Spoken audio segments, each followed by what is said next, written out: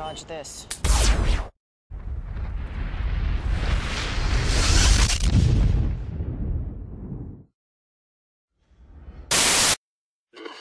One world currency. The New World Order. Those are the roots of trouble. I imagine that right now you're feeling a bit like Alice, tumbling down the rabbit hole. Let me tell you why you're here. You're here because you know something. What you know you can't explain, but you feel it. You felt it your entire life. That there's something wrong with the world. You don't know what it is, but it's there, like a splinter in your mind, driving you mad. It is this feeling that has brought you to me. This is your last chance. After this, there is no turning back. You take the blue pill, the story ends. You wake up in your bed and believe whatever you want to. You take the red pill, you stay in Wonderland, and I show you how deep the rabbit hole goes. All I'm offering is the truth, nothing more. For we are opposed around the world by a monolithic and ruthless conspiracy that relies primarily on covert means for expanding its sphere of influence, on infiltration instead of invasion, on subversion instead of elections, on intimidation instead of free choice, on guerrillas by night instead of armies by day. It is a system which has conscripted vast human and material resources into the building of a tightly knit, highly efficient machine that combines military, diplomatic, intelligence, economic, scientific, and political operations. Its preparations are concealed, not published. Its mistakes are buried, not headlined. Its dissenters are silenced, not praised. No expenditure is questioned, no rumor is printed, no secret is revealed. But I am asking your help in the tremendous task of informing and alerting the American people. And now, welcome to another episode of Down the Rabbit Hole. Here's your host from federaljack.com. It's Popeye. Ladies and gentlemen, welcome to another live edition. It is January 13th, 2015. What am I going to be talking about on tonight's live edition of DTRH here at TFR, good old Truth Frequency Radio? Thank you, Chris and Cherie, for everything you guys do for all of us. Great broadcasting platform. So, what is my topic of discussion for this evening? Could it be the terrorist attacks in France? My God, be scared, man. Oh my God, there's ninja-looking Foot Clan outfit adorned terrorists running around. They couldn't be military sponsored by any means, could they? No, they've definitely just Muslim extremists. That's the answer, because that makes total sense, even though it doesn't make total sense. Right, so, am I going to talk about that? No. I might touch on it a little bit, but not really. I'm not going to get into what happened. Oh my God, is this a fact? Is it not a fact? Was that a foot? Was it not a foot? Is it a crisis actor? Is it not a crisis actor? No, not getting into that tonight. I'm not getting into that. I'm not going to get into any of that stuff. Any of the other stuff. I mean, I might touch on a few things here and there, but I'm only going to slightly touch on it to point something out or prove a point, not to get into detail and be like, I'm going to expose what happened. I know it was a false flag. You don't even have to come and scream and shout that it's a false flag anymore. I mean, it's just so blatantly obvious.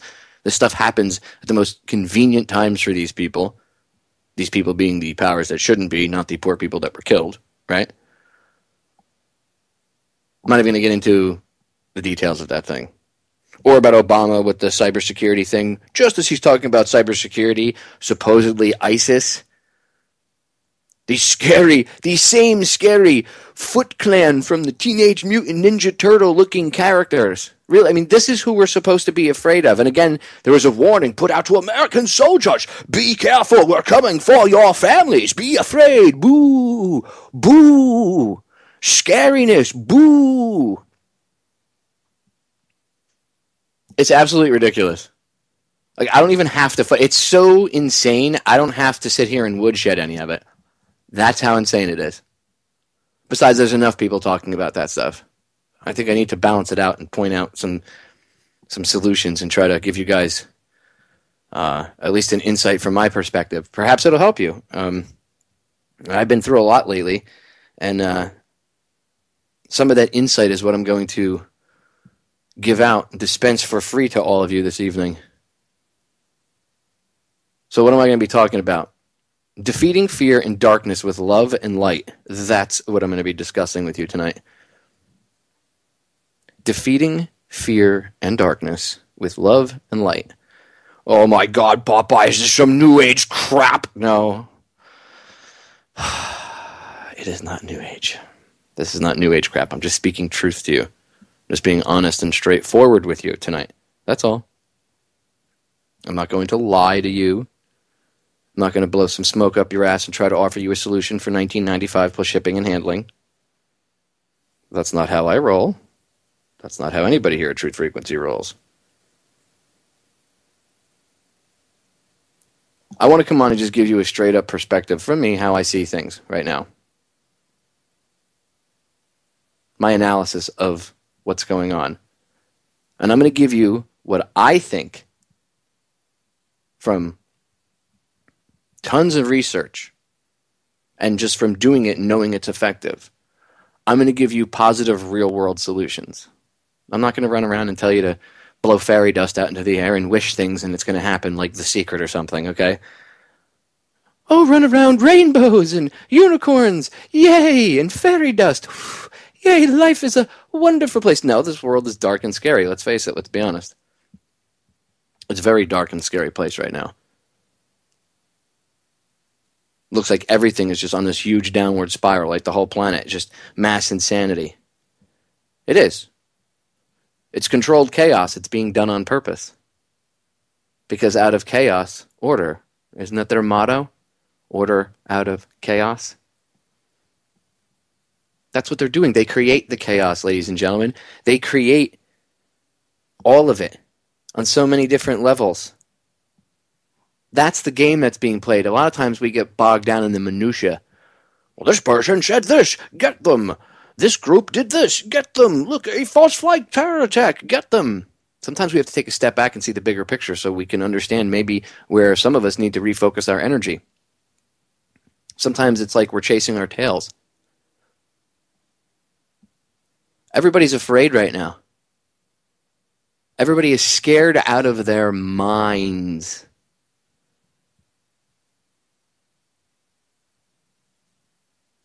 I understand it. I totally get it.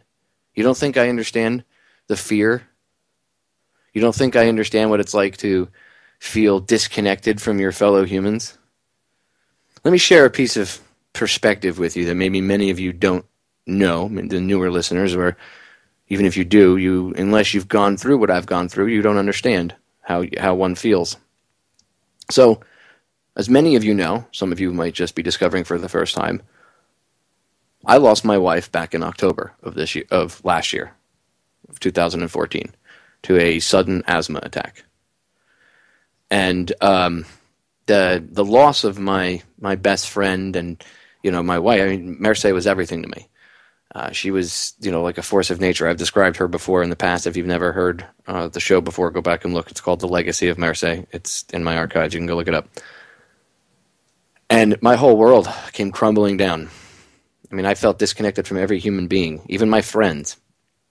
Unless you've lost a spouse, it's kind of hard to, and you could say, oh, I get it, but it's hard to explain this. So I lost my connection to every other human being on this planet, even you all. Even when I would come on, like a month later I came on and I would do a show maybe once a week or something. It took all of my energy, all of my physical energy. You can ask Joe, Chris. I literally would have to go sleep for a couple hours after I came on air, even if it was for 20 or 30 minutes the first couple times, because it would just drain me. It would physically drain me. I felt disconnected from all my friends, everybody, you guys. I couldn't express how I felt. And I was in a very dark place and very, I don't want to say lonely because that word gets misused, but maybe lonesome. I don't know if that's the proper terminology. It was just, I've been a loner my whole life, but this was different. I felt disconnected from everyone. I couldn't connect to another human being.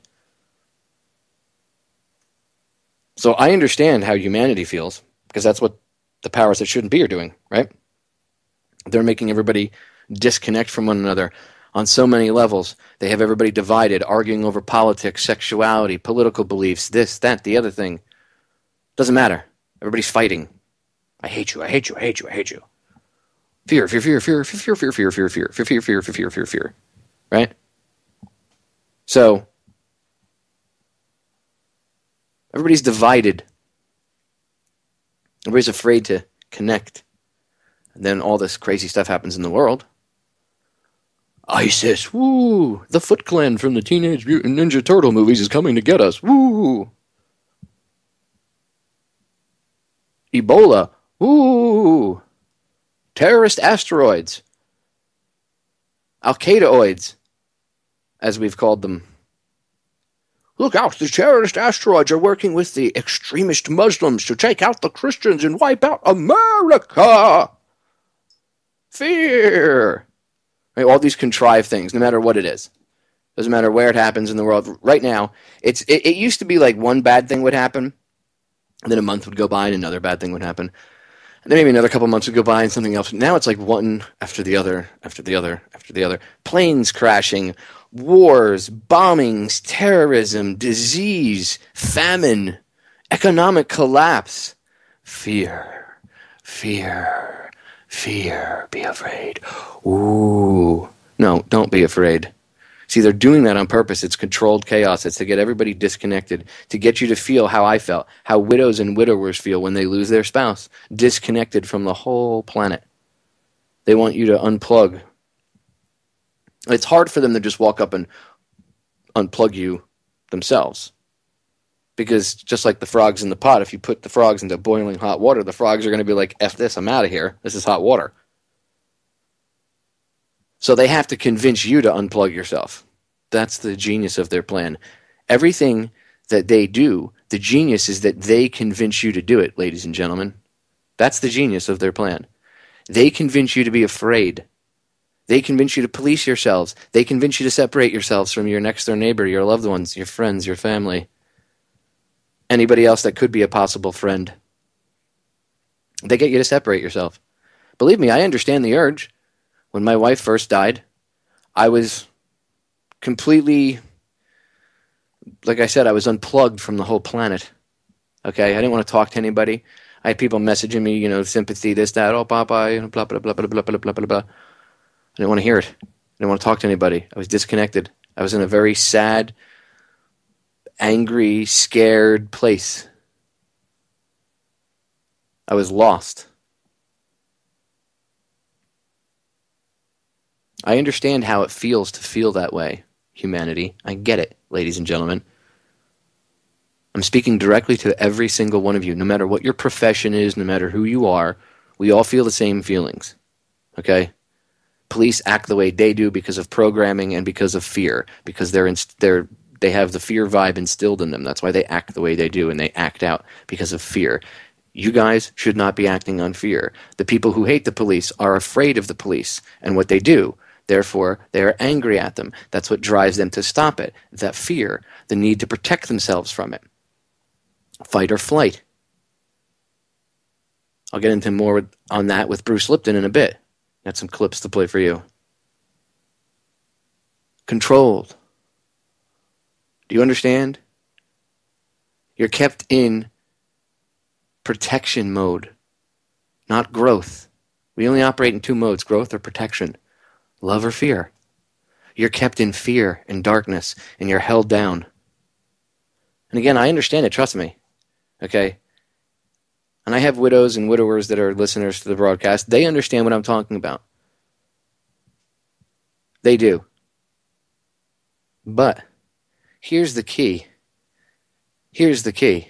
And just then I'll use a piece of my personal life, because that seems to be what resonates more with most people than anything. So I don't have a problem using it if it betters humanity.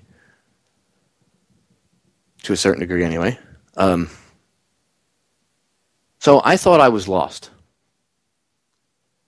I knew I was lost. I was lost. I was in a place of darkness. I had no reason. It was hard for me to get the urge to even come on air and talk to you guys.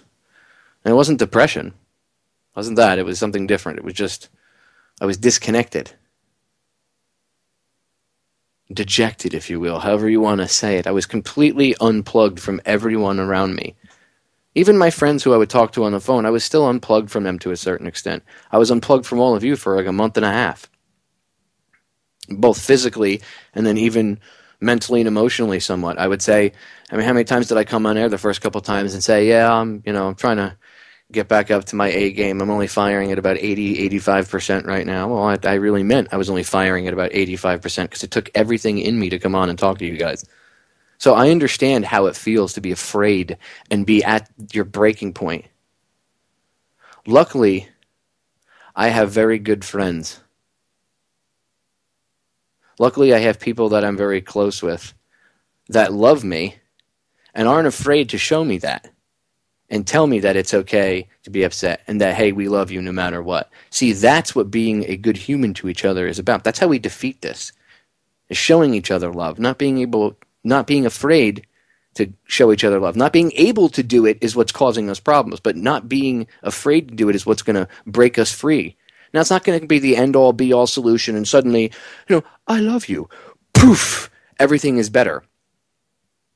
It took time to get bad, and it's going to take time to fix it, but the only way it's going to fix it if it's done with the undercurrent of love and light and not fear and darkness. One of my close friends, I would say probably my closest, best female friend ever on this planet, okay? If it weren't for her, and I know Jamie's listening, I know you're listening. If it weren't for her, I don't know if I'd have the strength right now to come on air and talk to you guys. I don't know if I'd be in that frame of mind because she helped me get through a very dark spot. She didn't ask for anything in return. She just showed me love, as friends do. She was there for me when I needed her. She got me back up and into the saddle again. You could even say if it weren't for her, I might not even be having this conversation with you right now. Who knows, right? She helped me get my perspective back on track. And why? Because she saw a friend in need. She wasn't afraid to say, hey, you need an ear? You need to talk to somebody? I'm here. I'd probably talk her ear off, make her ears bleed talking about my wife and everything else. She doesn't care. Maybe if all of us took that attitude with each other, talk to your neighbor, your friends. How about you be a better friend to your friends? When your friends are upset, instead of not talking to them, well, I don't know what to say to that person. How about you just let them know that you're there and you love them, and if they need you, bam. You'd be surprised. You'd be absolutely surprised the effect you could have on somebody. I speak from my own personal experience. I share this with you because if maybe you see what I've gone through, and many of you know that I've been through some really hard times lately, and yet I can still see the light at the end of the tunnel. I can still climb out of hell, as Pacino says in the Inches speech that I play. Right? Inch by inch. Second by second. If I can do it, there's no excuse for the rest of you that you can't do it. I don't want to hear, oh, I can't do it, Popeye. I'm afraid. I don't know what to do. You know what? I was afraid, lonely too. And again, all it took was someone coming along and showing me a little bit of love. That's it. Maybe if we all did that to each other and weren't so afraid, oh, the L word, we can't love human beings. That's taboo. You can't show love to a fellow human being. That's the problem with this world. Nobody takes care of each other. They see a homeless guy on the street, screw him. He's not my friend. Maybe I'll throw him $1. Because throwing money at it always solves the problem.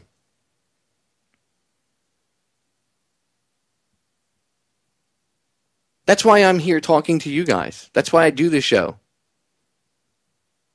Just like she was there to pull me out of the darkness and slap me around a little bit and get me back on track. Say, come on, the world needs you. Let's go. Let's get her done.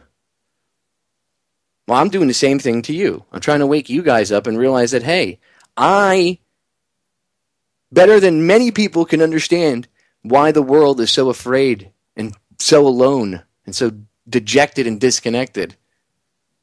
But I am surviving, and I'm making it through. So if I share my personal experiences with you, maybe, just maybe, the world will be a better place. Maybe you can learn from seeing me go through this. And if the world changes for the better, then so be it. But that's how we beat it. It's really simple. That's how we get through all this. And I'm going to get deeper into things and discuss what I meant about growth versus protection and all that stuff. But it's really simple. And I wanted to share this first and foremost. This needed to be thrown out there, and it needed to be talked about and aired. It needed to be said. It's that simple. Why do you think they pump fear out on the airwaves all the time, ladies and gentlemen? Why do you think they scare the crap out of you? Why? Why? Tell me why they scare the crap out of you. Because they don't want you to live in love. They want you to live in the fear frequency. It's one of two options. Hate isn't the opposite of love. The opposite of love is fear. Hate comes from the fear, and it's usually bred by ignorance and fear. But it's a byproduct of it. Hate is actually not the opposite of love. Fear is. And that vibrational frequency is what's put out there. Be afraid. Al-Qaeda. The Foot Clan from the Teenage Mutant Ninja Turtles series is going to come get you. Ooh. Be afraid. Be very afraid. Let me tell you something. I faced my worst fear, and I came through it. Okay? I came through my worst fear. Try losing your spouse. That's the worst fear anybody could ever have. My biggest fear was anything ever happening to her. And guess what? Marseille's gone. So now that I've faced that and I live it every day, and it sucks. I have to be brutal like that with myself sometimes in order to keep to shock myself into reality sometimes, because it's, trust me, you don't want to know the full story of what happened. All I'll tell you is it was traumatic to the brain, my brain, okay? And sometimes it's a bit of a shock to the system, and you need that to keep you in check. At least that's how I do it. Maybe I'm a little bit rougher on myself. Maybe it's the basic training, boot camp training, I don't know, whatever. I'm just I've always been like this. So if I keep myself, I stay frosty that way. I keep myself from, forgetting. Keeps me on point. Anyway, I faced my biggest fear, ladies and gentlemen. I faced it. Let me tell you something. When you come out the other side of things like that, you're different. I said to Joe about a week afterwards, I said, I'm not afraid of anything anymore. I'm really not. And when I say that, I'm not afraid of shit. No, I mean, I'm not afraid. None. Death doesn't scare me. I don't want to die anytime soon because I have a lot of things to do. But it doesn't frighten me. It's weird. I don't know how to explain it, except it's just like it was removed from me. So I faced my biggest fear, right? It's almost like the litany against fear. I have it tattooed on my thigh. A big scroll, old-fashioned looking scroll. My friend did it like 10 years ago. It's one of the reasons I recite this for you, which I'm going to do right now. It's from Frank Herbert's Dune. But it's something that I like to recite and throw out there because it helps people get through dark, rough times. And it's actually something I can honestly tell you, I actually lived it. I experienced it myself. And there is nothing on the other side except you. You can get through the fear and the darkness. Trust me. It's not, oh my God, I can't beat it. No, you can. I know it looks scary. I know that mountain looks huge. I know it looks like Everest. But trust me, you will get over it. Here's the litany against fear. I must not fear. Fear is the mind killer. Fear is the little death that brings total obliteration. I will face my fear. I will permit it to pass over me and through me. And when it has gone past, I will turn the inner eye to see its path. Where the fear has gone, there will be nothing. Only I will remain.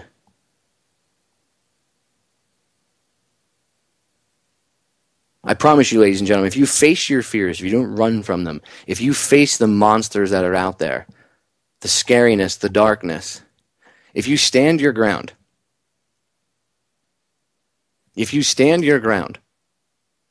I promise you, you will come out the other side a stronger person. The fear will not kill you. It will not destroy you. But you have to face it. If you try to run from it, you'll never be free. You always have that anxiety. You always have that wondering, oh, what if... And it takes a lot to do it. It's not something you just do overnight and poof, it's done. It takes time, but you have to make the decision. It's like anything else. It's like quitting smoking.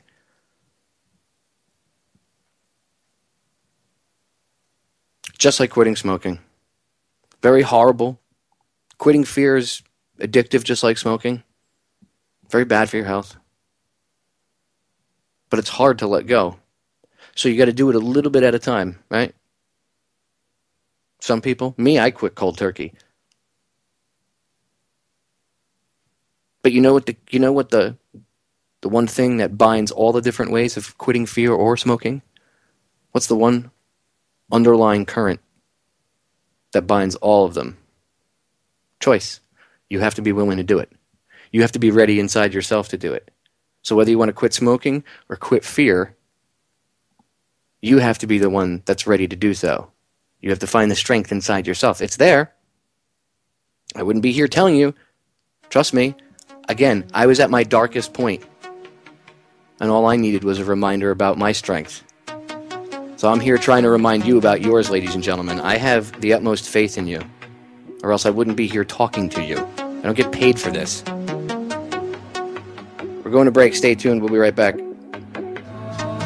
We're back, ladies and gentlemen. So, as I was saying in the first segment, do not give up on yourselves. I know the world is really dark and scary. I know right now it's like, you know what? Screw it. I give up. What's the point? F it. I'm just going to ride it out. But that's what evil wants, right? If you want to break it down to bad versus good, very simple terminology. I mean, I do believe that there is evil in the world, and I believe that evil does drive a lot of this bad stuff. I believe that there is evil energy. I've seen evil with my own two eyes in many ways, shapes, and forms. So, I know it's real. This is a spiritual war for your souls, for my soul, for your children's souls. I may not have kids. Just because life hasn't deemed it in the cards for me to have children of my own. I have a niece. She's about 3 years old. A little bit older. 3.5, somewhere around there. My little munchkin. She's got chubby little cheeks. I love that kid. I refuse to leave her a world of crap. Uncle Popeye ain't doing that. Not happening. You should all ask yourselves, what kind of world do you want to leave your grandchildren, your children, your nephews, your nieces? Even if you don't have kids. I have friends that have kids. You think I want to leave my friends' kids crappy world? No. We need to do something. Not just sit back and be afraid. What can we do, Popeye? You have to learn to live in love, not live in fear. That's one. That's why I'm talking about this tonight. You have to learn to live in love, not fear. And I promised you I was going to play some clips from Dr. Bruce Lipton. They're not very long. They're quick. And I've played these before, but it's important and imperative that I actually play these and you hear them, because what he has to say is truth. And for a lot of the new listeners, especially since I'm in a new time slot, you will benefit. And I promise you, this is not the end-all, be-all broadcast on this subject. You need to go do more research. I don't want you to just tune into my show, by the way, and be like, Popeye said it, so it must be true. Please don't do that. Please. I don't get paid to do this. I come on air to speak to you from my heart and to try to better humanity. And the way that humanity is going to get better is if you actually go do some of the research yourself. Don't just believe it because I said it to you. I'm not Superman, ladies and gentlemen. I'm not a superhuman. I'm just like you. Except I have a big mouth. And I'm not afraid to use it. Anyway, here's Dr. Bruce Lipton on living in love versus living in fear. And it's for your own personal health. And remember, like I say to you, ladies and gentlemen, you can't learn to love the world unless you learn to love yourself. You can't take care of the world and heal the world unless you take care of and heal yourself first. So you got to learn to love yourself, live in love, not fear, and then you can put that vibe out to the rest of the world. Here's Dr. Bruce Lipton. It's really interesting to understand the difference in the dichotomy between living in love and living in fear. And it's best illustrated if I put cells in a petri dish and I put nutrients in front of the cells will move to the nutrients. But if I put toxins in front of the cells move away from the toxins. The significance is when you're in a growth situation, which is really what love represents, you're open because growth is open to the world and you assimilate things, and that's where growth comes from. Protection is just the complete opposite. Protection means you're threatened, your life is threatened, and you wall yourself off in protection. So growth is open and protection is closed. Well, the relevance is then you can't be in growth and in protection at the same time. So in our normal history of biology, protection is a necessary part of our survival. Being chased by a saber-toothed tiger, you seriously have to do something about this. So what nature has done is created a protection mechanism. In scientific terms, it's referred to as the hypothalamic pituitary adrenal axis, very complicated, abbreviated as HPA. And what this really represents is the hypothalamus, the part of the brain that does an interpretation. It looks at the world and says, am I in a safe place or am I in a scary place? If the hypothalamus sees that we're in threat of any kind, it sends a signal to the pituitary gland, the master gland, whose signals coordinate the activity of 50 trillion cells. Well, in the case of a threat, the pituitary gland releases hormones that activate the adrenal glands. The adrenal system is referred to as fight or flight. So it's basically a protection mechanism. So I say, okay, great. The HPA axis, hypothalamus sees the threat, pituitary coordinates 50 trillion cells, and the adrenal gland prepares for a protection response. Well, if you're being chased by a saber-toothed tiger, you're going to have to use your arms and legs to run away or fight what you need to do. So the system, when under threat, releases stress hormones from the adrenal gland. The adrenal gland allocates all the energy of the system to run away from the saber-toothed tiger. Well, that means the first thing the adrenal gland activity does is cause the blood vessels in the gut to constrict. This forces the blood, which has the energy, to the arms and legs. But then you have to realize this. The moment you shut down the blood vessels of the gut, this is where growth and maintenance and the necessary control and stability of the body is coming from, the organs of the viscera. So when you're in a moment of threat, you shut down the energy going to this gut because you're allocating the energy to run away. That's one of the first things that happens is we shut down growth and maintenance of the body. And people say, well, growth, I'm an adult, I don't need to grow. And I go, we're made out of 50 trillion cells, but every day we lose billions, hundreds of billions of cells, numbers that are just too big to conceive of, actually. Normal attrition, aging, damage. And so basically it says every day you're losing hundreds of billions of cells. That means by definition, every day you have to replace hundreds of billions of cells. So while you don't see yourself growing, every day you are growing to match what you're losing. So if you shut down the growth of the system, it won't take very long for the system to become in a state of disrepair. Because if you're not maintaining the replacement of those cells, this will lead to sickness and disease. And number two, remember, when the threat is present, the adrenal hormones are released in stress. They shut down the immune system. And this is an effort to conserve energy to run away from the tiger. What's the result of being in a state of protection? The answer is you shut down the growth and maintenance of the body, and you shut down the immune system. Both of these, if sustained for a period of time, will inevitably lead to disease and death. And just refer back again to the nature of why evolution gave us this protection response, to run away from the saber-toothed tiger. But once you run away from it, once you've made it away from that tiger, then the system goes back into growth again. So by nature's understanding, you're only supposed to use the stress system for very short intervals of time because it interferes with the normal functions. And then you look at today's world and we realize 24/7, 365 stress hormones are being released into the system. We read the newspapers, we watch the news, we're concerned about the world and its unfolding. So what was supposed to be only used for a very short time has now become chronic. And the chronic release of stress hormones has resulted in an elevation of the amount of disease and sickness that our planet is experiencing right now. So the significance is we must recover. And then to recover, it says, we must get out of the fear that we live in, because fear kills. It's interesting in regard to the level of health when we're in a state of growth or a state of protection. The level of health is totally a reflection of your vitality. And what we find is just very obvious when people are in love and they express tremendous vitality. But when people are in fear or in protection, the life force seems to be drained out of them. So basically, nature is really trying to tell us to move toward this higher vibration of love, because this is nature's indication that you are sustaining your life. You understand that, ladies and gentlemen? Do you understand the depth of the profound information that was just heaped upon you? Oh, that sounds kind of new agey, Papa. You know, the secret and love and what are you happy? What are you afraid? You afraid of love? You afraid to show it? You afraid to be good to your fellow humans? We're taught from the time we're little that love sucks. Love is horrible. Right?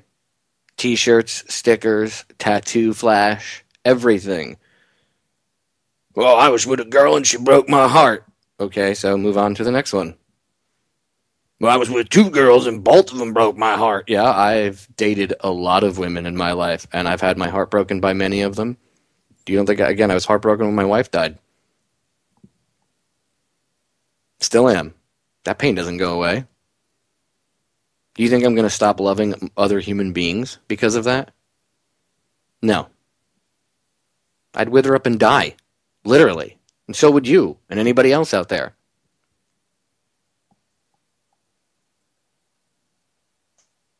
Think about it for a second. Think about what Dr. Bruce Lipton said. Don't just blow it off to those of you that might be like, wow, it's kind of new agey. Don't blow it off. Think about it. Isn't your house a happier home when you're being loving to your wife and your wife is being loving to you and you're being loving to your children and your children are being somewhat loving, because children can be children, but you know what I mean? It's a more pleasant household, is it not? How about maybe your work environment? Maybe show your coworkers a little bit of love. You don't have to go up and give them hugs and kisses. Joke around. Some camaraderie. Where do you think that comes from? You love and respect them as a fellow human. Maybe you're not in love with your coworkers, but you love them. You care about them. You should. Why be afraid of caring about a fellow human being? Think about the absurdity of that statement for a minute. Before I get back into that, and before I get deeper into that, there's one other clip I want to play from Bruce Lipton. It's from the movie Kymatica, which you should all go watch with Ben Stewart. It's a great flick. He did a great job. I've had Ben on the broadcast before.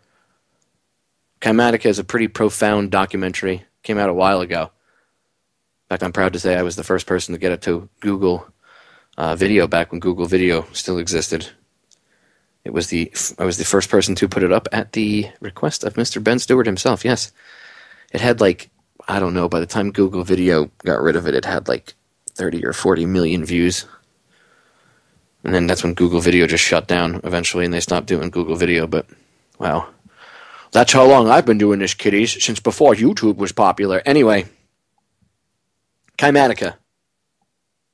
He interviews Dr. Bruce Lipton, and this is a little snippet from it, but I suggest you go watch the whole film. Great, great documentary. Anyway, here we go. The functions of the body to survive can be broken down to two basic functions for any organism to survive. You have to be able to grow, maintain yourself, take care of your biology, but you also must be able to protect yourself, so that if you're just growing and you can't protect yourself, you'll become food for something else. So the survival involves a balance between growth and protection.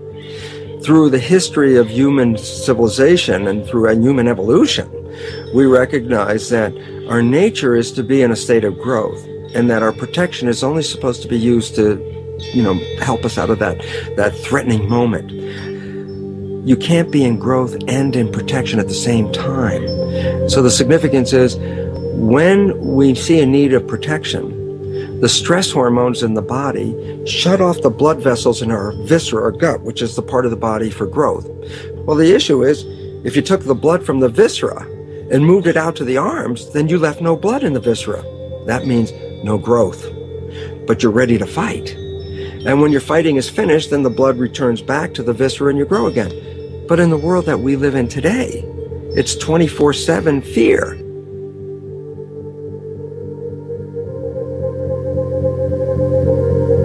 So we have a continuous dripping of that stress hormone into the body. It's just dripping all the time, getting us ready to run or fight or flight at any moment at the drop of a hat. We're ready to go because we're on guard. Well, the problem is, what does that mean about your allocation of energy? And it says, we're spending most of our energy in protection. You cannot survive if you're in protection all the time.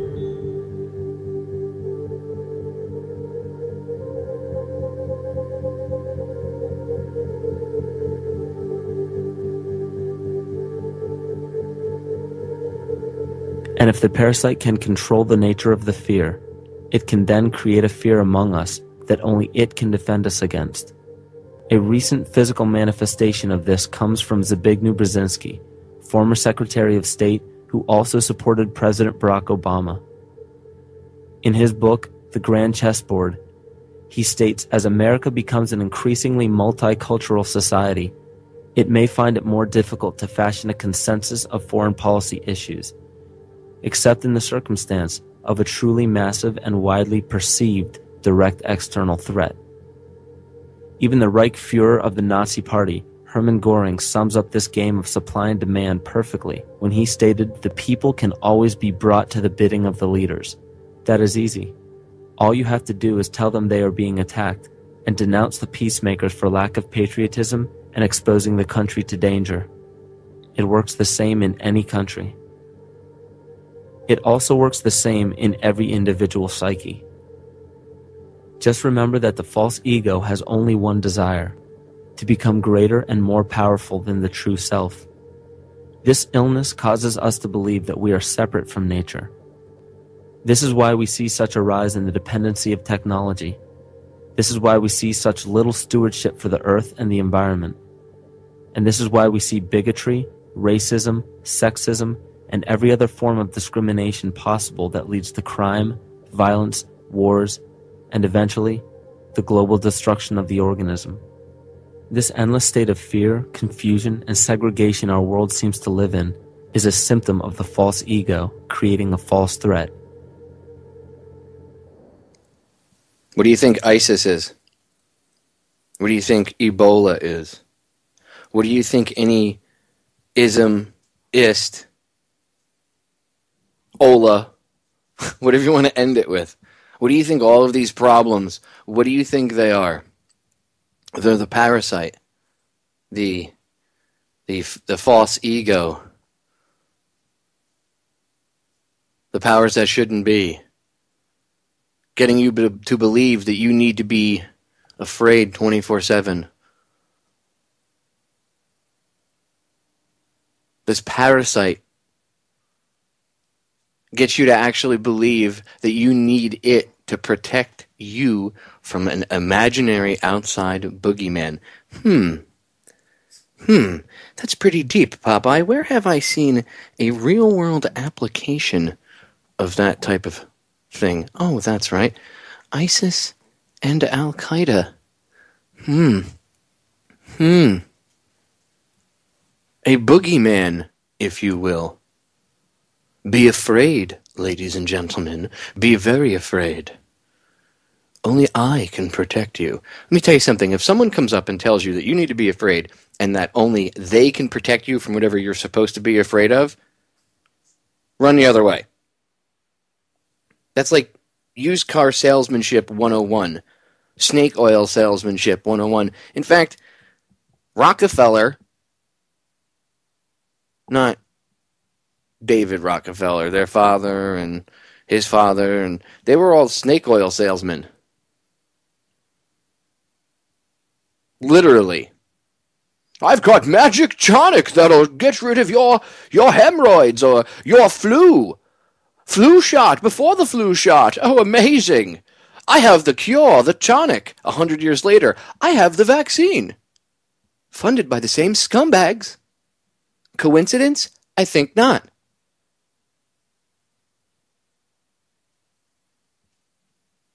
They create the problem and then they go, I just happen to have the solution. It's like the Patriot Act. You know, the Patriot Act was already written down. It already existed. I bet you didn't even know this. A lot of people don't know this. The Patriot Act wasn't written after 9/11. A lot of people are like, yeah, it was. No, it was passed after 9/11. The Patriot Act was actually written long before 9/11. It was sitting in a drawer, just waiting.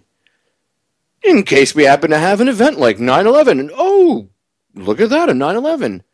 They have an Internet Patriot Act sitting in a drawer waiting for an Internet 9/11. And what do you see happening right now? Don't worry, I'm trying to get a date scheduled with my hacker buddies to discuss all this stuff. You know, bring my friend Alex back on from Hack Miami. You guys can look up Hack Miami. They've been in Rolling Stone and a bunch of other magazines the past couple months getting interviewed about all the stuff that they're involved with. Good guys. Anyway, I'll have to bring him back on to talk about what's been going on behind the scenes. Because this is all stuff that him and I talked about. And I played this, the interview that I had him on, by the way. I played it like, I don't know, a month ago. I have to get the archive up. But I played it. I played the interview where he talked about this was going to happen. I went back on purpose, and I was like, look, this is like 2.5, 3 years ago. And I went and I played it, and it's everything that he said was going to happen is happening right now with this cyber war crap. But I digress. You need to stop being afraid. You need to pull yourself out of that fear vibe. Look, you can't just... It's not like you're going to hear this broadcast, right, and be like, well, I'm done. Popeye said not to be afraid, so F it. I'm good to go now. That's not how it works, because as soon as you walk into the store or a bar or a restaurant or whatever, you turn the TV on if you have cable, which I would suggest turning it off, but you have that frequency being pumped out. Even if you are like, I don't believe their crap, it's lies, you can still feel the anxiety. You can still feel it. So subconsciously, you're still being exposed to it. So you need to be reminded of this stuff. You need to constantly keep yourself in check. I do. Like we would say in the military, stay frosty. Stay frosty. Sometimes you got to keep yourself in check. It is what it is. 24/7, you're hit with fear.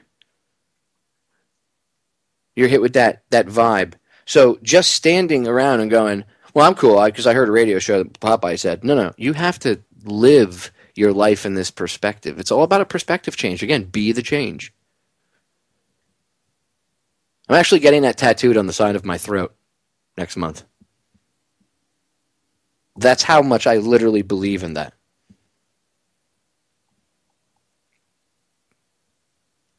The reason why I'm going to put it there is a couple of reasons, but one of the big reasons is it's a conversation starter. And besides, I already have what's called career killer tattoos all over my hands and fingers and everything else. So anyway, I believe in it that much. Be the change. It's about a change of perspective. It's that simple. Because then they can't control you. Because you're not going to be looking at things from the same way. You're not going to be like, oh my God, I don't have any options. What do I do? I'm stuck. I'm in a bad situation, or the world is coming down on my head, and I don't know what to do. They don't want you to realize that there's more than one answer. How many times have I said, think outside the box? You cannot solve a problem, ladies and gentlemen, with the same level of thinking that created it. So going into trying to solve a problem with fear is going to come out with garbage. That's going to be the outcome, is garbage. Garbage in, garbage out. Fear is garbage. It's good if you're getting chased, like Dr. Bruce Lipton said, by a saber-toothed tiger, and you need to, perhaps levitate over objects and run like a superhuman being, maybe across the water. That's fine. I understand fear in that aspect. Yes, you need to get away so you don't get eaten. Great white sharks. Totally understand how that would elicit fear. That's not the same thing. And it needs to be turned off. It's only there to get you out of trouble for brief periods of time. It's like using turbo boost constantly. You run out.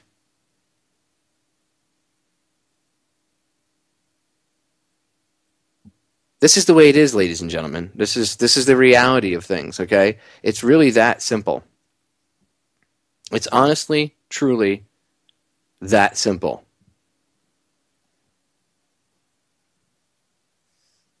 I know everybody, oh, well, there's no solution. It's so dark. We have to, there's so many problems. You're right. There are a lot of issues. Let's not say problems. Let's say there are a lot of issues that need to be addressed. But they can all be addressed and handled properly if, A, everybody realizes that, as I always say, at the end of the show, the solutions to our problems are an inside job. Meaning, you have the power inside of you. Each one of you has the power inside of you. Okay? You're the solution. There is no dude in a cape. Don't wait for me to come save you, because I'm not going to come save you. I'm a radio show host. I'm a researcher, and I'm just a normal human being like you. I know a lot of people that do radio end up over the years, especially if you've been doing it for a long time or around doing this thing for a long time. People kind of look at you like you're some sort of, I don't know. You get put up on like a pedestal. It's weird. Don't do that with any of us, and don't do that with me. It's not what this is about. This is about just talking to you like I'm your friend. I'm not better than any of you. That's putting me in a class, right? That's how we separate ourselves. I'm not different than you. Look, even Monster says, don't separate yourself, right? Even she's riled up today. Don't allow yourself to be pigeonholed like that. I'm not better than you just because I do radio. Neither is anybody else. We're all on the same level, ladies and gentlemen. That's how we're going to get through this. That's how we're going to win, if that's what you want to call it. I would say winning would entail humanity just enlightening itself, not being bullied around by a bunch of depraved individuals, and moving on, maybe exploring space, the oceans, things like that. It would be nice. It'd be nice, but we have to evolve one step at a time. First thing we have to do is learn to live in love, not live in fear. You with me? That's what I thought. All right. Hour number 1 is up. Hour number 2 coming up when we come back. I'm going to be starting off hour 2 with one of your all-time favorite audio clips. It's inspirational. You know you all love it. It needs to be put out there. I'll see you in 3 minutes. And yes, ladies and gentlemen, I love all of you. I believe in all of you. Stay tuned.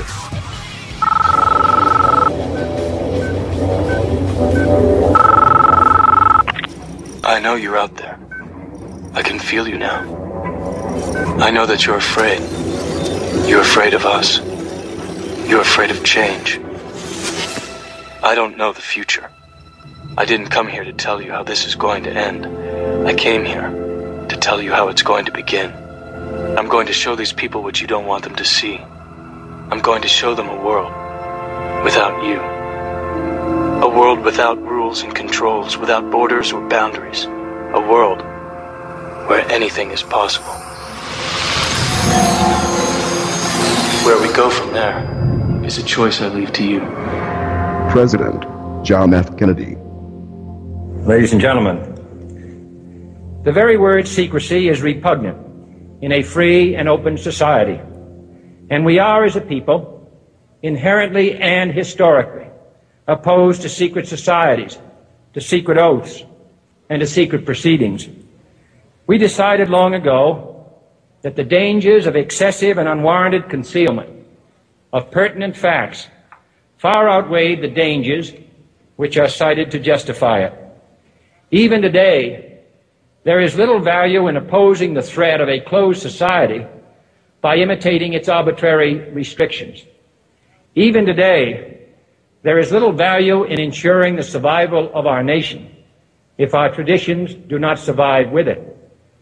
And there is very grave danger that an announced need for increased security will be seized upon by those anxious to expand its meaning to the very limits of official censorship and concealment.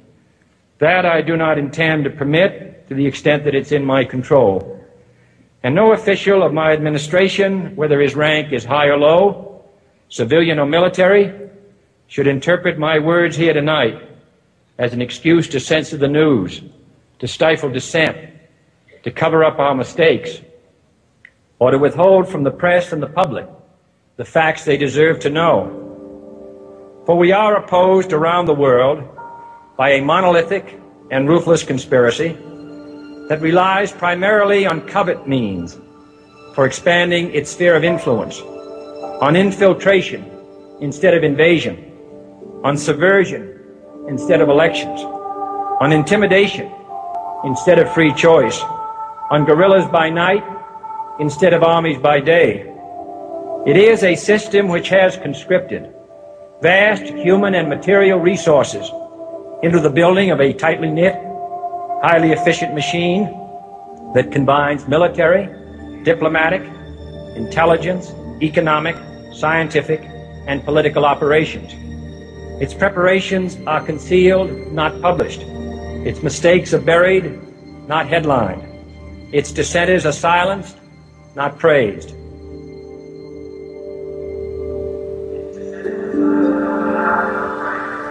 Its dissenters are silenced, not praised. No expenditure is questioned, no rumor is printed, no secret is revealed. No president should fear public scrutiny of his program, for from that scrutiny comes understanding, and from that understanding comes support or opposition, and both are necessary. I am not asking your newspapers to support an administration, but I am asking your help in the tremendous task of informing and alerting the American people. For I have complete confidence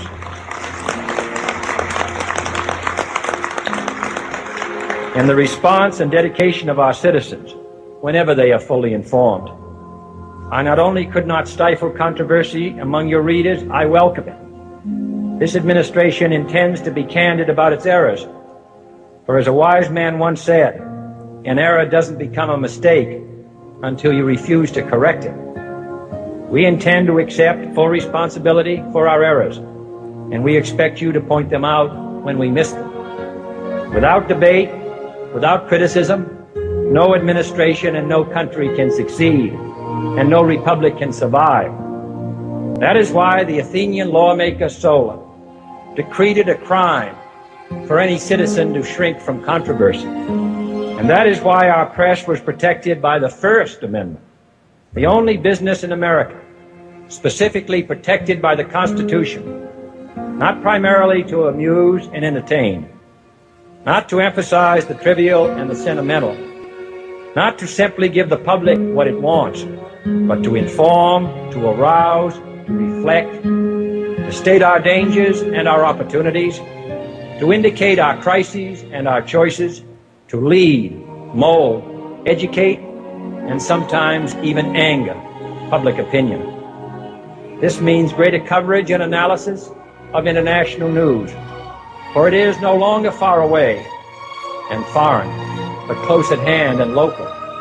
It means greater attention to improved understanding of the news, as well as improved transmission. And it means, finally, that government at all levels must meet its obligation to provide you with the fullest possible information outside the narrowest limits of national security. And so it is to the printing press, to the recorder of man's deeds, the keeper of his conscience, the courier of his news, that we look for strength and assistance, confident that with your help, man will be what he was born to be, free and independent. Either we heal as a team, or we're going to crumble. Inch by inch, play by play, till we're finished. We're in hell right now, gentlemen, believe me. And we can stay here, get the shit kicked out of us, or we can fight our way back into the light. We can climb out of hell. 1 inch at a time. You know, when you get old in life, things get taken from you. I mean, that's That's part of life. But you only learn that when you start losing stuff. You find out life's just a game of inches. So is football. Because in either game, life or football, the margin for error is so small. I mean, 1/2 a step too late or too early, and you don't quite make it. 1/2 second too slow, too fast, you don't quite catch it. The inches we need are everywhere around us. They're in every break of the game, every minute, every second. On this team, we fight for that inch. On this team, we tear ourselves and everyone else around us to pieces for that inch. We claw our fingernails for that inch. Because we know when we add up all those inches, that's going to make the fucking difference between winning and losing. Between living and dying. I'll tell you this, in any fight, it's the guy who's willing to die who's going to win that inch. And I know if I'm going to have any life anymore, it's because I'm still willing to fight and die for that inch. Because that's what living is. There's 6 inches in front of your face. Now I can't make you do it.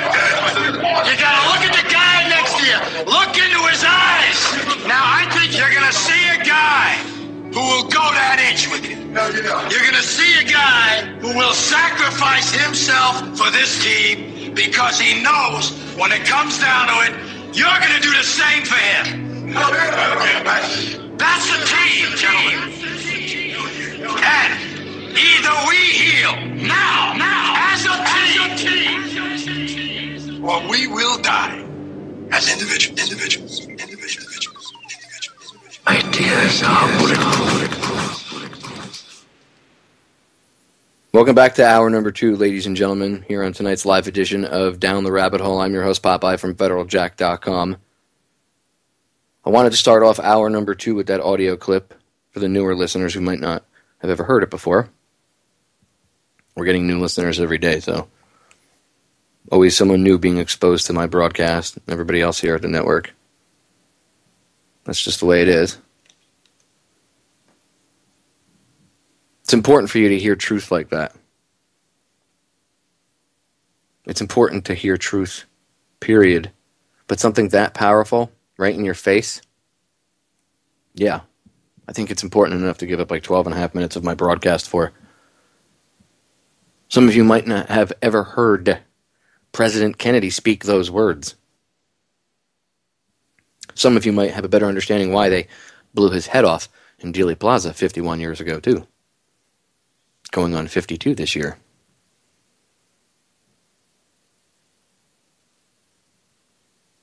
Very powerful speech. The reason why I put that clip together is because it kind of tells a story. I like to do narratives sometimes when I try to get a point across. Sometimes it has a way of being extremely powerful. Just like that audio clip. And it tells a story. It sets it up nice for you. Explains everything. You have Kennedy speaking to you, telling you pretty much what's going on, laying it out. And then you have my favorite piece of audio, probably of all time, besides that Kennedy speech. That was my original intro, the second part there. It's called Inches. Payday Monsanto and I took the speech from Any Given Sunday, and I edited it up to fit accordingly to the real world situation. And then Payday added his audio mix magic. That was actually my first intro when I first started doing radio years ago. And when I had my second intro made, when I worked with a good friend of mine, he's been on the broadcast, Mr. Tim Watts. That's the voice of the guy you hear introducing me every night. Tim made my new intro, and I took the old intro, and I took the audio from it, and instead of discarding it, I kept it for a reason. I used it for a reason because it was inspirational to begin with. So I attached it I took these 3 separate pieces of audio and I put them together in order to tell you a narrative in the hopes of inspiring you, ladies and gentlemen. It's not a fictitious narrative, it's truthful. It's very honest and open, actually. That's why it's so powerful. But it's a narrative nonetheless, and that's the reason I laid it out that way, to kind of, I don't know, stories are used throughout culture to pass messages, to give information, to inspire people to do this, that, or the other thing. So that is what I was hoping to do with it, and I know it is a very powerful thing. So,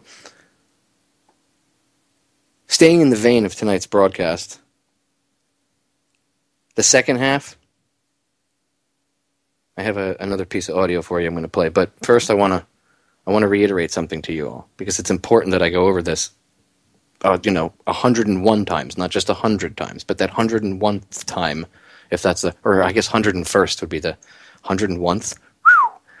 Yes, Popeye went to public school, ladies and gentlemen, so even though I am insightful, sometimes I say stupid things. That would be 101st, genius. Thank you. Maybe that 101st time will inspire you to not live in fear, and will push you over the top, as it were. That's what we need. We need people to be inspired and not be afraid. This world needs more people that are willing to stand up and just speak truth. Stand up and take care of one another. Just face the darkness.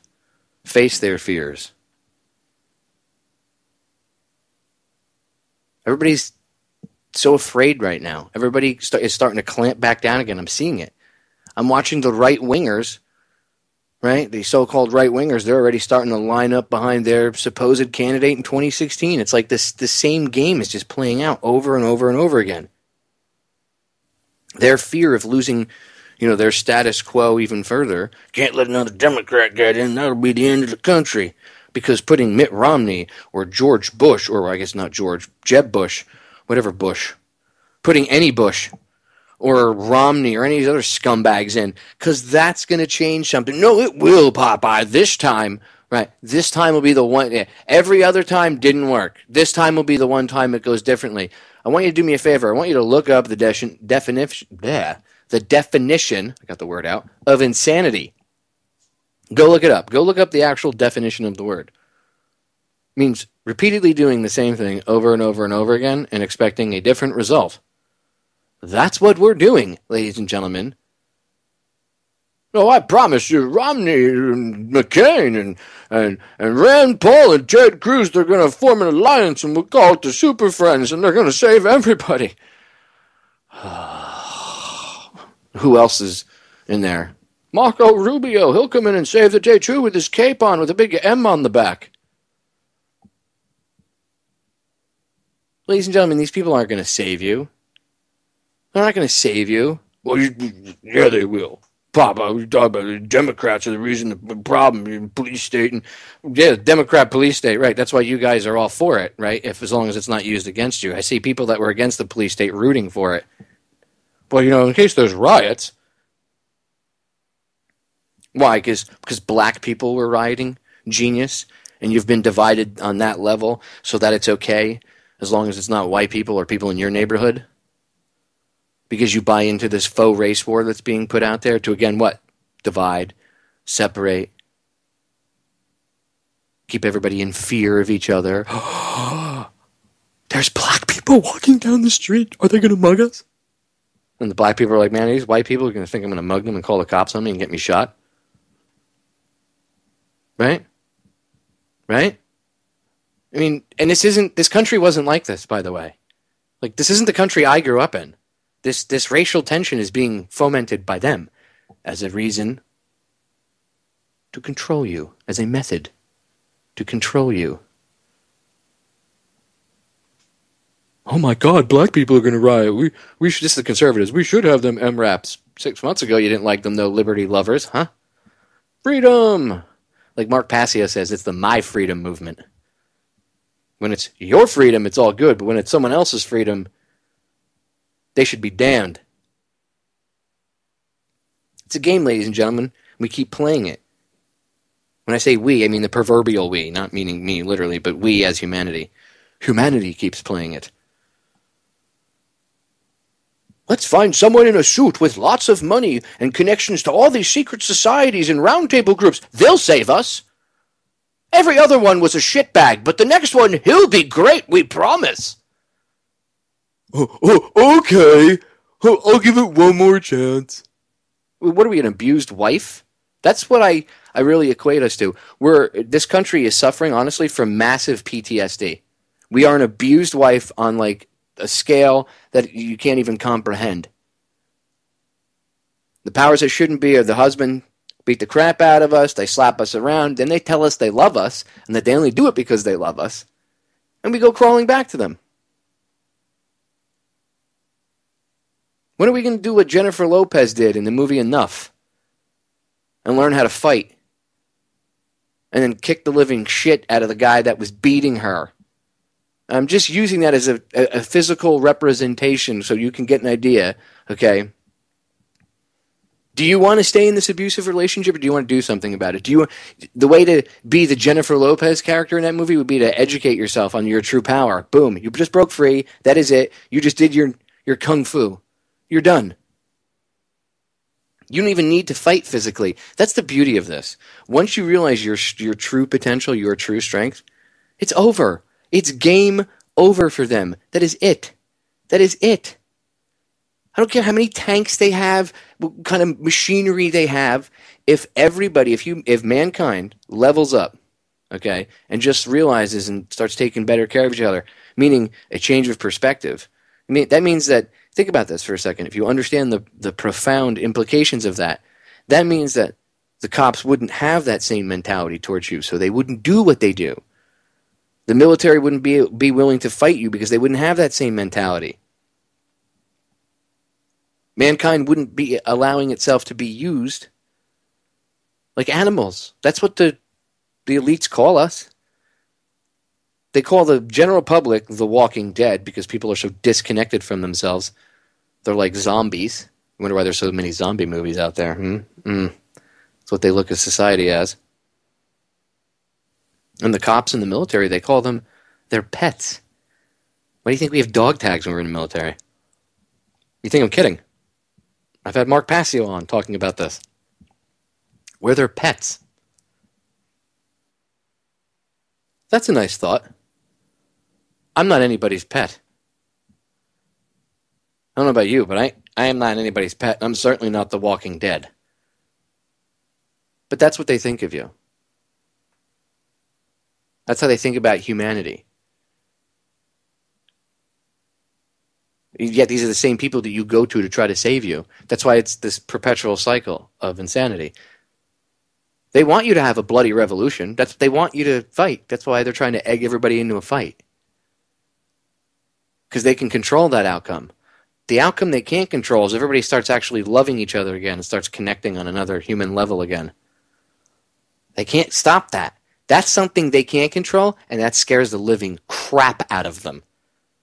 It scares them to the nth degree that they can't control humanity on that level. They can try as they may. They can brainwash you into thinking love sucks and love is evil.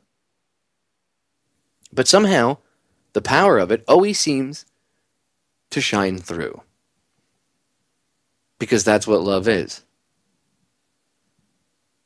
It's light. It's that energy.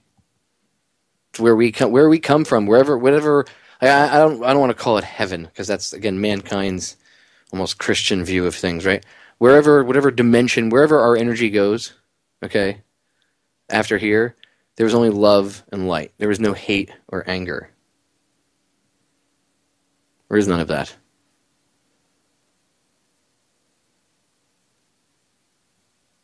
Losing someone very close to you gives you a very different perspective on things. I don't fear death, like I said. It's weird. Not afraid of it anymore. But I'm not ready to go anytime soon either, because I have too much to do. But the point is, don't be afraid of that, because they use that. We'll beat you down and kill you. They're bullies. Death, violence, death. That's what they do. That's how they control you. Do what I tell you, or death, or violence. Death or violence. It doesn't matter what they're saying. I'll lock you up. I'll do this. It's all just, it's like walk, walk, walk, walk, walk, death, violence. Walk, walk, walk, walk, walk, walk. Charlie Brown's teacher. Walk, walk, walk, walk, walk, death, violence. Walk, walk, walk, walk, walk. That's what it is. That's all you hear. Because they're bullies. The police are being used. Don't hate the cops. I know you want to, because they make it real easy to sometimes. Quite often, actually. But don't hate the players, hate the game. They should be held responsible for their actions, don't get me wrong. But don't focus all your anger and your energy there, because that's what the powers that shouldn't be want. It's a game of chess, ladies and gentlemen. We have to understand that we have to stop playing the game. We're all on the same team. Police, if you run around and you say to them, man, these freaking civilians, they're all scumbags. You're a civilian, genius. You're not in the military. It's either civilian or military. You're not military. You're a civilian peace officer. Well, that's what you're supposed to be. But even if you call yourself police, you're still a civilian, genius. So don't be trying to... See what they do? They get the brainwashing. They get you to separate yourself. Well, I'm not a civilian. Yes, you are. You put on a costume and you go to work for 8 or 10 hours. You put on a little metal badge. You know, I could go out and buy the same costume online. Does that make me any more powerful? Does that make me special? No. It's a glorified Halloween costume that you animate for the state. Does that actually give you your power? Take your costume off and go walk around without your costume on in your civilian clothes and try doing the exact, with no cop car, again, because that's part of the costume. Take all of that off and drive around in your own personal car trying to pull people over in your civilian, with no gun, no none of that, just in your civilian attire. Find out if that gives you any power, because you can't have your badge or your gun because that's part of your costume. So all that has to go away. Your personal car, no weapons, no badge, no identification as a quote-unquote police officer. Drive around in your civvies. And then go and tell me if you can pull somebody over and still do the same thing. Go tell me if you can beat somebody in the face and have their friends sit back and watch and not do anything because they don't want to get arrested or shot. No. Ain't gonna happen. So it's a costume. Once you start to realize that, and you realize that you're the same level that we are, things will change. And for the people that hate on the cops and want to battle them, that's the opposite side of the coin. You can't hate on them that much. You have to understand this is... I know you're angry. We have to focus the anger at them in a good way. But don't hate on them to the point where they're the problem. Meaning, well, it's the cops are the problem. No. It's the training that they're receiving. You can't just blame the guys. I mean, yes, they're responsible for their actions, but you can't just blame the people that are doing what they're trained. They're Pavlovian dogs. Would you blame the dog for doing what it was trained? If you trained a dog to fetch a ball, or better yet, you have an attack dog, would you blame the dog if the dog attacked somebody that was trying to break into your house or on your property, or somebody that you sick? Even better, you just sick the dog on somebody and it attacks them. Then you go, oh, bad dog. Well, that's what the powers that shouldn't be are doing. Yeah, the dog's responsible for attacking you, but technically it's been trained, obedience training, to do that. You have to understand the game, ladies and gentlemen. To understand the game. Okay, stay tuned. We'll be right back. 3 quick, short minutes, and then I have one last piece of audio for you. Russell Means. Very powerful stuff. We are back, ladies and gentlemen. Final segment of tonight's live edition, DTRH. Again, this is not the end-all, be-all broadcast on this subject. I suggest you just do more research about love versus fear, growth versus protection. Look up Bruce Lipton on YouTube. There's plenty of talks that he's done. Go watch Kymatica. Go enlighten yourself. Expand your consciousness. Help heal the planet and make this place a better world. There's a bunch of little kids out there that are depending on us to leave them a much more enlightened humanity. I know a lot of people don't think it's possible. They think that it's impossible. Maybe I believe in a fairy tale. I don't know. But I see humanity's potential. I haven't lost my faith in you people yet. Sometimes it's tested. I won't lie. There are times that my faith in humanity is tested to the nth degree. But I won't give up on you guys. I won't. Because I understand that humanity's been dumbed down on purpose, so I know that it's still got potential. I know that there's a possibility. Quantum physics. Infinite possibilities. It's where we choose to measure it that particle appears. Remember that. You create your own reality.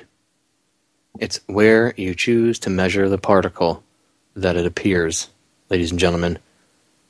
If you don't know what I'm talking about, I did a show last year on quantum physics. Go back in my archives over on federaljack.com. And in the archive section, just go to Federal Jack and up in the search bar, just type in DTRH, quantum physics. That's fine. DTRH, quantum physics. That should bring up the two tags. That should cross-reference it enough in the search to bring up the show I did. It's in the archives. Really good show. There's tons of documentaries you need to go watch about it to have a better understanding. Look, in order to have a comprehension of the things that I say sometimes, this is the stuff that you must ingest into your brain and compute. I'm not telling you, well, you have to go do it because I told you. No, in order to understand what I meant, you have to understand what I'm talking about. And that's what I'm talking about. So, anyway. Love versus fear. Do you think you can actually live in that, ladies and gentlemen? Do you think you can actually emulate that? I do. Again, I'll use my personal example again. I was in my darkest of places. I was on my knees. All right, if you must know how I felt like I had a sword shoved through my chest. Right through my heart. Yet, I could not physically die. Which was actually a fate worse than death, right? If you think about it, because I was left feeling the feeling of having, my heart stabbed through, run through, as they would say, with a sword.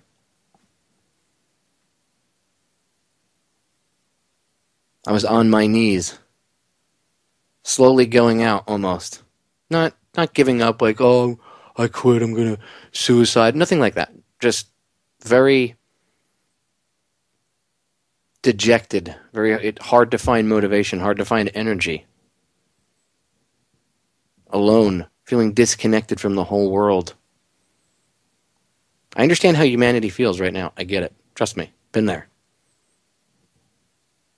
But you know what? Even when I thought there existed nobody on the planet that could help me, or even knew where I was, because that's what it really felt like nobody knew where I was, nobody understood, nobody felt that I was lost, nobody could see or recognize that I was lost, because I was actually pretty good at hiding it. One person did. And as I said in the first hour, she came and she rescued me. She saved my ass. I would still be in trouble if it weren't for her. Because she came and she saw that I needed just a little bit of love. How hard was that? She's got her hands full. She's got her whole own life. Yet she still took the time out just to check on me, make sure I was okay, and talk to me. And let me ramble for hours about anything. Just to make sure I was okay. Just by doing that and helping me, and just like having someone to talk to, helped me pull myself out of that. Helped me pull that sword out of my chest, so to speak. Imagine what you could do for somebody, ladies and gentlemen. Imagine the effect you could have, the change in someone's life you could have just by being there for them. Just by being a friend and showing them love. That's it.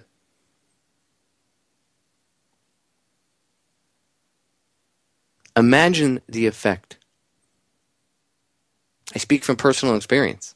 It's very powerful. So if you look at humanity now as like a bigger representation of what I went through, right? My personal experience. Imagine if more and more people come in with light and love and they do what was done for me. Humanity can get lifted out of the darkness. It's that simple. I've lived it. I've lived it. I deal with it every day still. Every day. It's not something that's going to go away. Tomorrow I'll blink my eyes and it'll go away. I have to deal with it for the rest of my life. But yet, I know I can now. Before, I didn't think I could, to a certain extent. It was really rough. It was hard. Told you, even coming on air and talking to you guys for a half hour. Like I went on with Chris and Cherie the first time for I think 25 minutes or 30 minutes, and I was drained physically. I just could not do it. I wasn't even capable of receiving. People were trying to give me, outpouring of love and affection because of my loss, and I couldn't even feel it. I was just turned off. It's like the sword and the stone. And then along came my friend Jamie, and because of that, I learned something very profound. I did. That even when you think that you're at your lowest, when you're on your knees, when you think that it can't get any worse and that the world is going to end as you know it, because that's where I was at a certain extent. My world had ended. It was done. But it's not really done, is it? It was that fear and that darkness that were encroaching over top of me and taking over and pounding me into the ground. I put that quote on Facebook the other day. It's from, was it Rocky 3, 4, 5, 6, 18, whatever number they're on, the one with the kid. Where he says, no one's going to hit you as hard as life, and it'll beat you down and to your knees and keep you there if you let it. It's not about how hard you can hit. It's about how hard you can get hit and keep going. About how hard you can get hit and keep moving forward. That's how winning is done. It's the truth. So don't give up. Don't think that even though it's really dark and it's scary outside right now, and oh my God, the world is a dark, scary place, Popeye. What do we do? Pull the covers up over my head and just kiss my ass goodbye. No. They want you to do that. That's what bullies want. They want you to think there's no light in the darkness. There is. Be each other's light, ladies and gentlemen. You're not going to have Superman come in and save you with a cape on. We have to save each other. We have to be good to each other. We have to love one another again. Again, I'm a living example of it. All it took was a friend to give a crap enough about me to make sure I was okay and to talk to me and show me just a little bit of love. And look where I am. Amazing. Now maybe if more of us could do that, if the rest of the world could do that, what did I say about Merce? She would go out and she helped the little old Spanish lady across the hall just because it was the right thing to do. That's showing your fellow human love. We have to take care of each other.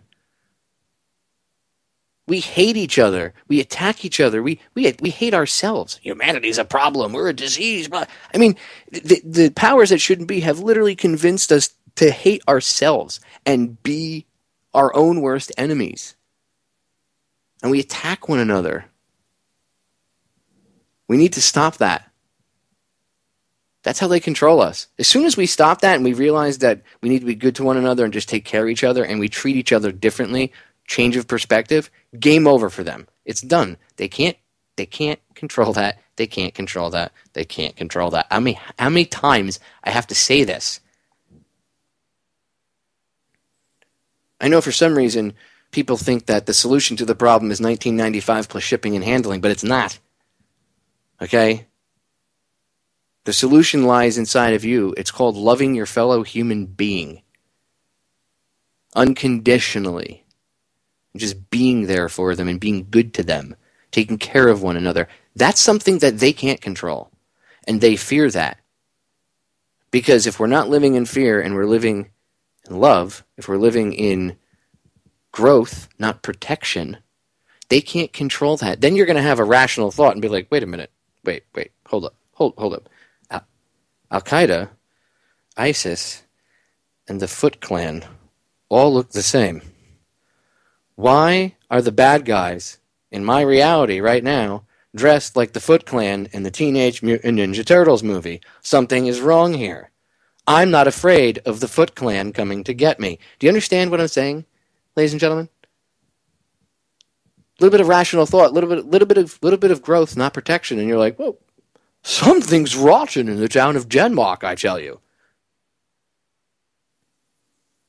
Think about it. Think about it for just one little second. Here's an experiment. I've said this before. How about you make every decision in your life for, you don't have to do it a week, we'll do 5 days. 5 days. Every decision in your life based solely on fear. See how well that turns out for you. Tell me how well you think that's going to turn out, ladies and gentlemen. Do you think it's really going to turn out well? Because I don't. It's not. We have to learn to overcome that fear. Look, fear is part of what we have to deal with, right? It doesn't go away. It's not lack of fear that gives you courage. It's mastery of it. It's having it and being able to overcome it. You're going to have to deal with it. You can't just put... People get upset because they're like, well, these other people put away the fear. No, they don't. They just learn to overcome it and move past it. They don't let it control them. They control their fear. That's the key. Now, before I run out of time, because I know it's going to be like 9 minutes for this thing, I think it's about 8.5, 9 minutes. I want to play this piece of audio for you. So this is Russell Means, and this is his last interview ever. This is when he was talking with his wife, and this is a couple months before he passed away. And this is about his wife and him are talking about gender roles inside the Native American community, but they're also talking about the sacred feminine and feminine energy, which is very, very important to this whole topic and this whole discussion. And I mean, I have to do a whole separate show on that in and of itself, but I want to play this for you really quick. So here we go. Check it out. Well, I think it's important to understand, to begin with, gender roles are important. I know in Western society that's looked frowned upon, but in indigenous societies, we have very real gender roles that we adhere to. So that's how we begin to define who we are, what our responsibility is, and create the boundaries for that. In your way, what is the feminine role and what is the masculine role? Well, we're charged with giving life, maintaining life, sustaining life. So that involves wellness, emotional wellness, nurturing, the foods that we feed ourselves and our families, the responsibility of nurturing our children, and recognizing that our men need nurturing. Nurturing is a natural, inherent characteristic for women because we are capable of giving life. With a male, it has to be learned. So we recognize that with our men and our young males. So the first few years of a young male's life is surrounded by the mother, the aunties, the grandmother, so that they can feel and learn of the nurturing and the love before they go off to become a boy and a young man. And within your marriage, if you could just briefly talk to us about what is the balance within your marriage with the masculine and the feminine, or the matriarchal and the patriarchal? Well, because we recognize the difference, we honor the differences, we can celebrate the differences. I recognize my husband's strengths, and I try not to argue with that. And at the same time, my husband recognizes and celebrates my strengths. So it eliminates any competition. And males, we know, are very pragmatic. They are very strategic thinkers, problem solvers, and that's what they're charged with. And because we as women, we have an inherent power that you can't necessarily see or define, but you can feel it. And when you operate within that power, and that's very much respected in Indigenous societies. In fact, in Western society, women after the second change of life are discarded. Yet in our societies, that's when we really become fully recognized and celebrated.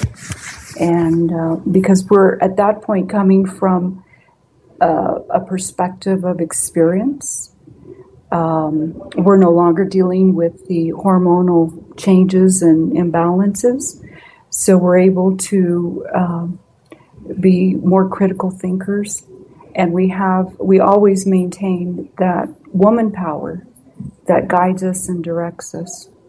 So we really hold a celebrated part in our society, as well as our relationships amongst our families. The clans, the individual, normally it's the eldest female of that clan has the last word. So there's a lot of respect. What we could learn from that. Mr. Means, tell me about your wife's strength. Well, first I want to say something about men go from diaper to diaper. Simple fact. You need a woman at the beginning of life to take care of you, and at the end of your life.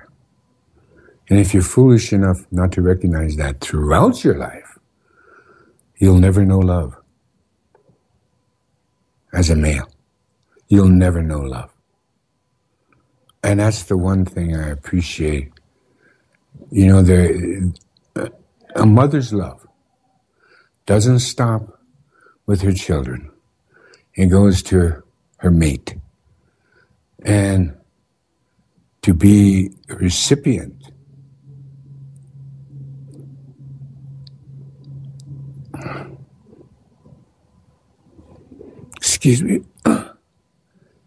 of that deep love that is stronger than I could ever hope to be. Wow. I am so blessed. I am so blessed. And recognizing that as a male, I will always, throughout every portion of my life, need nurturing. You know? And you can't get it by yourself. You can't get it from the mirror. And you only get it from your life mate. And like I say, I'm so blessed. I've made a lot of mistakes in my life. But at least with my pearl, the great mystery has watched over me. And you know, I'm a typical little boy. I struggle against some of her wisdoms. And no, I don't want to do it that way. And then I start feeling a little bit sheepish, and I realize she was right. Yeah? So I make a decision based on that. The guidance that the females give to the male never stops from diaper to diaper. And the women do not go from diaper to diaper. They go from diaper to a full flowering of beauty. We men, we have a shorter life expectancy. So that's why indigenous society, matriarchal societies, matrilineal way of living, is based on a lot of intricacies. For instance, men do not marry until their feet, their mature body is firmly planted on the ground. They have their path ahead of them for the rest of their life. Then they look for a woman. A contemporary woman? No, that woman's already been married and had kids. He looks for the young woman who is entering her first budding of flowerhood to marry, because in matrilineal living, you understand you're going to live a shorter life. Who's going to take care of you? You need a mother at all times. Now, to a patriarch, that sounds primitive. That sounds ridiculous. And even to the female patriarch, that sounds ridiculous. What, do you give us all the work and all the responsibility? Hey, you're the only human being that goes through 2 changes of life. It gets more beautiful with each stage of your life. We men don't get to go through that. We don't get to understand the completeness of nurturing. You know, we never outgrow our childhood. Powerful stuff, ladies and gentlemen. Every time I do these broadcasts about living in love, not living in fear, I always make sure I play that and put that in there. Russell Means' last interview.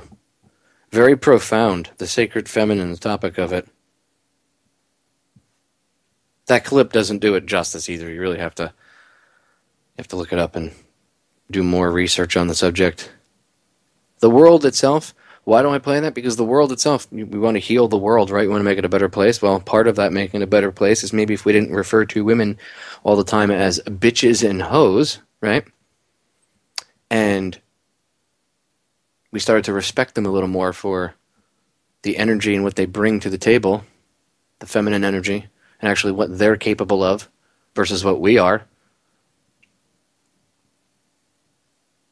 The world would change. I'm not saying that, we should have a female president, go Hillary Clinton. That's not what I'm saying.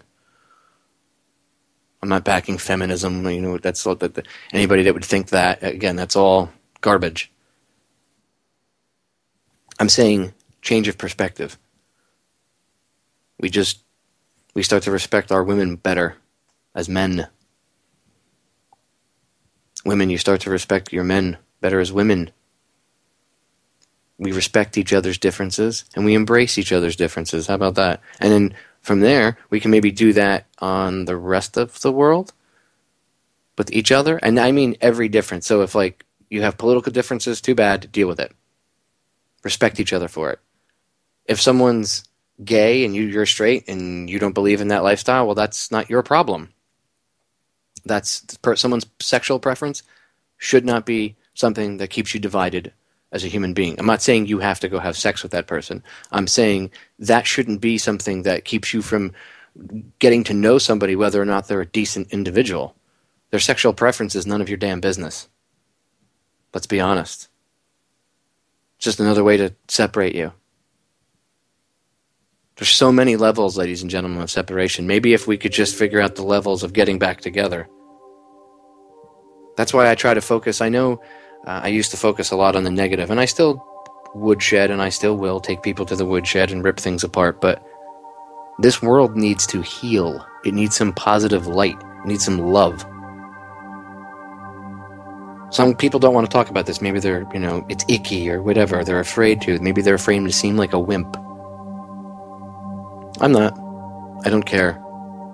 And maybe I can use my perspective of what I've gone through to help change the world for a better place. Let's hope so. I believe in you all, ladies and gentlemen. I really do. This is Sparta! Stand up and believe in yourselves, ladies and gentlemen. As I always tell you, the solutions to our problems are an inside job. I believe in you. The hosts here at TFR believe in you. And I know there's thousands of people around this world, millions, that believe in you as well. Believe in yourself. I love you all. I'm out of here.